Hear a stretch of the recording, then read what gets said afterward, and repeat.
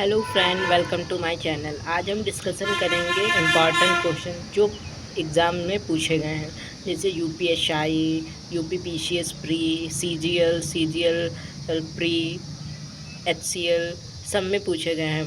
तो चैप्टर कौन से चैप्टर है? पोषक तत्व। उनसे क्वेश्चन है क्वेश्चन नंबर 1 है, कौन से विटामिन को मानव शरीर में संश्लेषित किया जा सकता है? ऐसा कौन सा विटामिन है जो मानव शरीर में संश्लेषित किया जा सकता है? वो हमारा विटामिन B3 है। कौन सा विटामिन है? B3। दूसरा हमारा क्वेश्चन कहता है कि किसमें विटामिन ई भरपूर मात्रा में पाया जाता है? तो लगाएंगे ऑप्शन कौन सा है? एवोकाडो। कौन सा? Option number D. Question number 3 कहता है कि माँ का दुग्ध नवजात को लगभग संपूर्ण आहार प्रदान करता है, किंतु इनमें किसका अभाव होता है? अभाव किसका होता है? लोहे का अभाव होता है। ऑप्शन कौन सा सही होगा? ए। मज्जा के गठन में कौन सा विटामिन मदद करता है? कौन सा विटामिन मदद करता है मज्जा के गठन में? तो हमारा वो विटामिन होगा सी। कौन सा विटामिन होगा? सी। तो ऑप्शन कौन सा सही है? विटामिन सी वाला। क्वेश्चन नंबर 5 है कि कौन सा विटामिन शरीर में कैल्शियम की मात्रा में वृद्धि करता है? तो कौन सा विटामिन होगा? विटामिन डी होगा। अगला क्वेश्चन कहता है कि पोषण की वह कौन सी विधि है जिसमें जीव मृत और क्षयकारी पदार्थ से पोषक तत्वों को घोल के रूप में ग्रहण करते हैं? वो हमारे पोषण होता है मृतोपजीवी पोषण। फिर अगला क्वेश्चन नंबर 6 कहता है कि कौन सा ओमेगा 3 का अम्ल का सबसे अच्छा स्रोत है? तो ऑप्शन नंबर बी सही है, सार्डिन। क्वेश्चन नंबर 7 कहता है कि कौन सा पोषक तत्व शरीर मानव आहार के लिए मुख्य ऊर्जा का स्रोत है? तो ये हमारा है फाइबर। फाइबर जो है वो पोषक तत्व है जो हमारे शरीर के आहार के लिए ऊर्जा का मुख्य स्रोत है।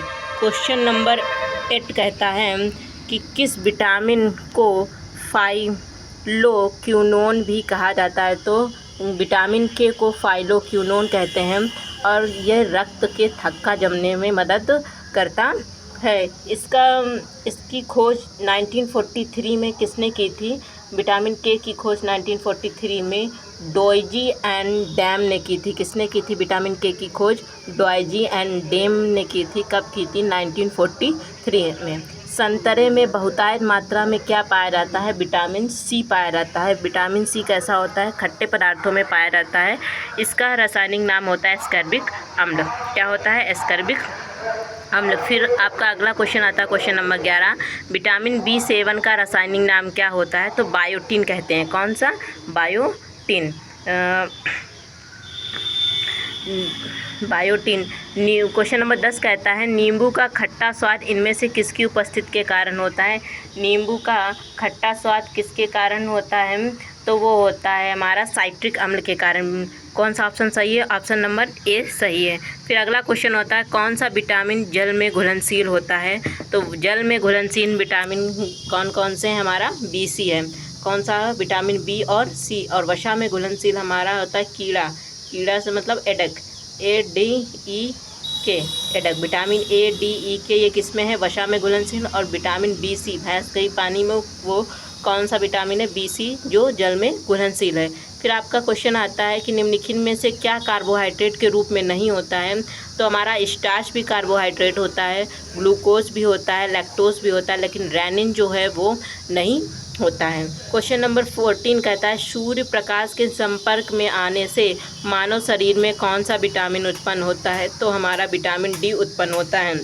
विटामिन डी का फुल फॉर्म क्या है? कैल्सीफेरॉल। विटामिन डी का रासायनिक नाम है कैल्सीफेरॉल। विटामिन डी की कमी से सूखा रोग हो जाता है, वो भी बच्चों में होता है। फिर आता है हमारा बॉयलर चिकन का भरण क्या है? बॉयलर चिकन का भरण होता है कि भरपूर संपूरक के साथ पर्याप्त मात्रा में वसा एवं पर्याप्त कार्बोहाइड्रेट से भरपूर प्रोटीन। ये हमारा क्या है? बॉयलर चिकन है। अगला क्वेश्चन हमारा कहता है क्वेश्चन नंबर 16। क्वेश्चन नंबर 16 हमारा कहता है कि टमाटर में कौन सा विटामिन पाया जाता है? तो टमाटर में कौन सा विटामिन पाया जाएगा? टमाटर में हमारा विटामिन पाया जाएगा सी। कौन सा प्राथमिक पोषक तत्व है? कौन सा हमारा प्राथमिक पोषक तत्व है? तो हमारा प्राथमिक पोषक तत्व किसको बताएंगे, वो हमारा होता है पोटेशियम को। पोटेशियम हमारा प्राथमिक पोषक तत्व, ऑप्शन नंबर डी सही है। फिर हमारा है क्वेश्चन नंबर 18, पोषक तत्व की आवश्यकता का मानक किसके द्वारा दिया गया था। पोषक तत्व की आवश्यकता का मानक वो हमारा दिया गया था आनंद और स्टाउट ने। आंसर कौन सा होगा, ऑप्शन नंबर डी सही होगा। कौन सा विटामिन बी कॉम्प्लेक्स का सदस्य नहीं है। थायमीन भी है, राइबोफ्लेविक भी है, फ्लोरिक एसिड भी है, लेकिन एस्कर्बिक एसिड हमारा नहीं है, इसे विटामिन सी कहते हैं। क्वेश्चन नंबर 20 कहता है कैप्साइनॉइड्स, कैरोटीनॉइड्स और फेनोलिक्स और विटामिन निम्नलिखित में से किस खाद्य पदार्थ में पाया जाने वाला प्रमुख साधन है। तो मिर्च में ये सारी चीज़ें पाई जाती हैं। करंट का क्वेश्चन पूछा गया है हमारा। करंट में क्वेश्चन पूछा गया बोमा तकनीक क्या होती है। बोमा तकनीक जापान में अफ्रीका में प्रयोग की जाती थी और यह क्या है कि वन्य जीवों की एक जगह से दूसरी जगह पर ट्रांसलोकेशन करने के लिए होता है। यह आकार में कैसे होते, कीप के आकार के होते। बाघों के शिकार का प्रबंधन किया जाता है। इस तकनीक के जरिए 6 हिरणों को कौन से अभयारण्य में भेजा गया है। मुकुंदा हिल्स टाइगर रिजर्व में भेजा गया है, क्योंकि यह बाघों के शिकार के लिए अभावग्रस्त माना जाता है। अगला क्वेश्चन है करंट का कि माथी केलन 16 नेशनल पार्क कहाँ है। वो केरल में है और यह भारत के पहले न्यूट्रिनो ऑर्बिट्रिक बनाने की सुर्खियों में रहा है।